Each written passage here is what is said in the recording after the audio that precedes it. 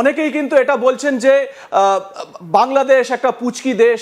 অনেক নেতা আমাদের রাজ্যেও, অনেক নেতা আমাদের দেশেও অনেকে কিন্তু বলছেন একটা পিঁপড়ের মতন দেশ, তাকে আমরা চাইলেই পিষে মেরে ফেলতে পারি। ব্যাপারটা কিন্তু এতটা সহজ নয়। আগে হ্যাঁ, আমি একজন ভারতীয় হয়ে আজকে এই আলোচনা করছি। গ্রাম বাংলায় বহুল প্রচলিত একটা প্রবাদ আছে, ছোট মরিচের ঝাল বেশি। এবার ভারতীয়রাও তা হারে হারে টের পাচ্ছে। জুলাই বিপ্লবের পর এদেশে ভারতের দাদাগিরির ইতি ঘটেছে। এতদিন ভারতের ইশারায় বাংলাদেশের সামরিক বাহিনীকে দুর্বল করে রাখা হয়েছিল। তবে ডক্টর মোহাম্মদ ইউনূস ক্ষমতায় বসতেই যেন চিত্রটা পাল্টে যায়।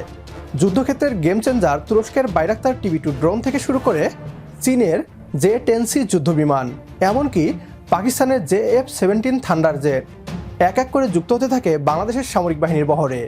থেমে নেই বিভিন্ন ধরনের সামরিক চুক্তিও। সেই সাথে ভারতের করা প্রতিটি অন্যায়ের জবাব চোখে চোখ রেখে দিতে শুরু করে বাংলাদেশ, যা দেখে রীতিমতো ভয়ে আছে ভারত এবং তাদের মিডিয়াগুলো। এবার পশ্চিমবাংলার মিডিয়া স্বীকার করছে বাংলাদেশের সাথে ভারতের সেনারা সহজে পারবে না। এ নিয়ে কি বলছে তারা, আসুন তা দেখি।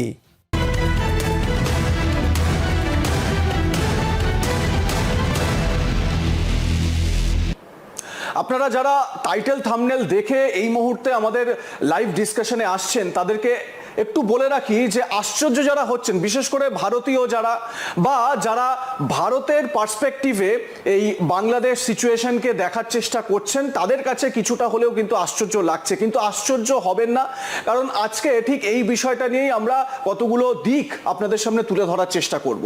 দেখুন, অনেকেই কিন্তু এটা বলছেন যে বাংলাদেশ একটা পুচকি দেশ। অনেক নেতা আমাদের রাজ্যেও, অনেক নেতা আমাদের দেশেও অনেকে কিন্তু বলছেন একটা পিঁপড়ের মতন দেশ, তাকে আমরা চাইলেই পিষে মেরে ফেলতে পারি। ব্যাপারটা কিন্তু এতটা সহজ নয়। আগে হ্যাঁ, আমি একজন ভারতীয় হয়ে আজকে এই আলোচনা করছি, এবং এই জায়গা থেকে ভারতের যে মানে সিকিউরিটি ডক্ট্রিন রয়েছে, ভারতের যে সার্বভৌমত্বের বিষয়গুলো রয়েছে, সেই বিষয়গুলো কিন্তু কোনোভাবে বাংলাদেশকে এই রকমভাবে পিষে মেরে ফেলা, পিঁপড়ের মতন টিপে মেরে ফেলা, এই সমস্ত বিষয়ে কিন্তু অনুমতি দেয় না। এবং আরও একটা বিষয়, সেটা হচ্ছে গিয়ে ভারত সবসময় প্রতিবেশী দেশগুলোর সঙ্গে বন্ধুত্বপূর্ণ সহাবস্থান চায়।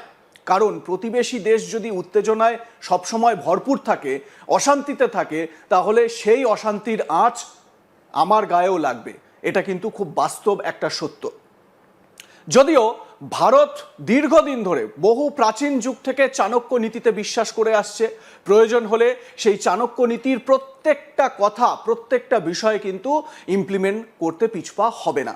আমি এই বিষয়টা আরও বিস্তারিত আপনাদের সামনে তুলে ধরার জন্য আমার সঙ্গে আজকে যাকে পেয়েছি, তিনি আমাদের অতি পরিচিত কর্নেল দীপ্তাংশু চৌধুরী। বিভিন্ন সময় তার কাছ থেকে এই সংক্রান্ত বিভিন্ন আপডেট, তথ্য আপনাদের সামনে আমরা তুলে ধরি। কর্নেল চৌধুরী, আপনাকে স্বাগত আজ তাক বাংলায়।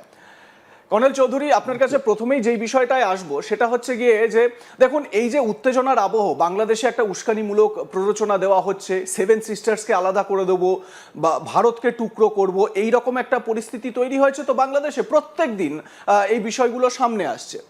তাতে করে আমাদের এখানে কিন্তু একটা উত্তেজনার জায়গা তৈরি হয়েছে। বাংলাদেশ পিঁপড়ের মতো পিষে ফেলবো, বাংলাদেশকে এক চুটকিতে শেষ করে দেবো, ইত্যাদি এই ধরনের অনেক রকম কথা আসছে।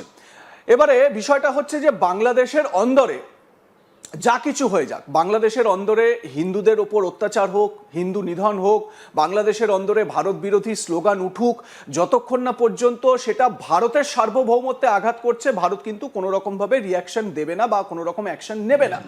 আমি ঠিক এই জায়গা থেকেই যারা এই অতি উত্তেজনায় এই সমস্ত কথা বলছেন না ভারত থেকে, ঠিক তাদের জ্ঞাতার্থে একটু আপনার কাছে জানতে চাইব যে ভারত কেন বাংলাদেশের বিরুদ্ধে কোনো স্ট্রং অ্যাকশন নেবে না। ভারত এখন ভালো করেই বুঝে গিয়েছে আগের দিন বাকি খেয়েছে। ভারতীয় আধিপত্য থেকে বেরিয়ে এখন বাংলাদেশ এগিয়ে যাচ্ছে আপন শক্তিতে। বাংলাদেশ আজ আর শুধু মানচিত্রের একটা ছোট দেশ নয়, বাংলাদেশ আজ এমন একটা বাস্তবতা যাকে উপেক্ষা করা যায় না। আমরা কাউকে আক্রমণ করতে চাই না, যুদ্ধও চাই না। তবে ভারত যদি বাংলাদেশের দিকে আগ্রাসন চালাতে চায়, তাহলে বাংলাদেশও চুপ করে বসে থাকবে না। ভারতীয় ষড়যন্ত্র ও আগ্রাসন রুখে দিয়ে এভাবেই এগিয়ে যাক লাল সবুজের বাংলাদেশ। একমত হলে কমেন্ট বক্সে ইয়েস লিখে জানিয়ে দিন আমাদের। সেই সাথে ভিডিও শেয়ার করে দেখার সুযোগ করে দিন আপনার বন্ধুদের। পরবর্তী ভিডিও দেখার আমন্ত্রণ জানিয়ে বিদায় নিচ্ছি আজ। আল্লাহ হাফেজ।